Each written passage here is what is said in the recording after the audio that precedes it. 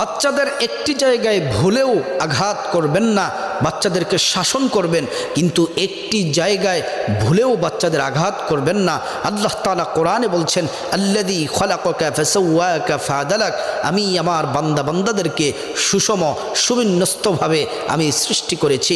তারপর আল্লাহ তাআলা বলছেন, ফি আইয়ি সূরাতিম মা শাআ রাক্কাবাক, আল্লাহ তাআলা বলেন আমি আমার কুদরতি হাতে আমি আমার বান্দাদেরকে আমি সৃষ্টি করেছি। এই জন্য মা বোনেরা, আপনার সন্তান যদি দুষ্টুমি করে তাহলে শাসন করবেন, কিন্তু বাচ্চার চেহারার মধ্যে আঘাত করবেন না, চেহারার মধ্যে আঘাত করবেন না। চেহারার মধ্যে আঘাত করলে আল্লাহ তাআলা রাগান্বিত হন, আল্লাহ তাআলা কষ্ট পান। সেজন্যে আপনি শরীরের মধ্যে আপনি আলতুভাবে আঘাত করেন, কিন্তু চেহারার মধ্যে আঘাত করবেন না।